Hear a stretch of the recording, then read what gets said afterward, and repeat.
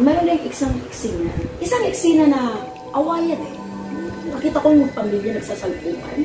So sa hindi nila pagkaunawahan, basta na lang nilang tinali sa liig yung mga tao, parang inuos, yung parang massacre style ang ginagawa. Kahit wala ka naman masyadong magatang dugo, pero kinitil niyo yung buhay ng tao eh.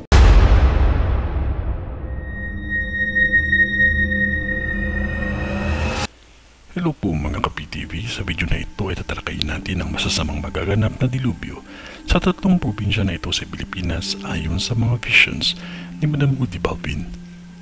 Pero kung ikaw hindi pa nakasubscribe sa aking channel, baka naman.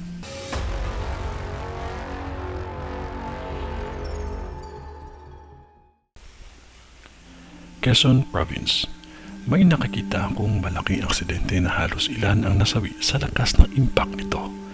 Nagkaroon ng malawakang apoy, ngunit sa mga kakahuyan nito nangyari at mabilis kumalat ang apoy.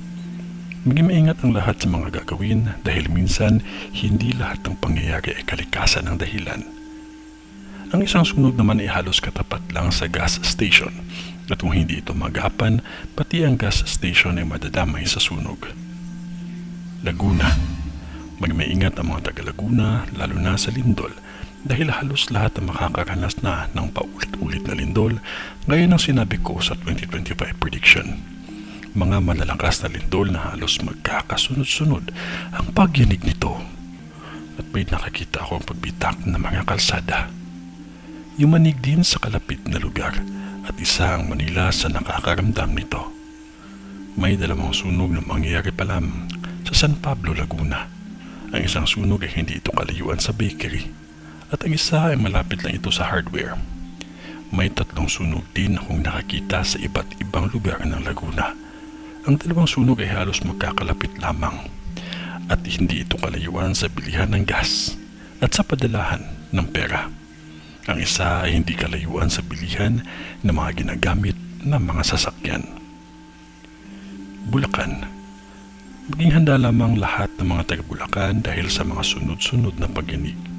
Maganda lamang ang lahat ng flashlight at tubig. May nakikita akong ilang bahagi ng Bulacan na magkakapinsala ng dahil sa lakas ng lindol. At nakikita ko ang pagbitak ng mga kalsada. May tatlong sunog na mangyayari pa lamang sa Bulacan. Ang isa ay sa paggawaan nito ng mga furniture. At ang isa ay bodega. At ang isa ay hindi ito kalayuan sa salon at palengke. Ito ay babala lamang. Maging maingat tayo palagi at huwag kalimutan ang manalangin. Sa ngalan ng Diyos Ama, ng Diyos Anak, at ng Diyos Espiritu Santo. Amen.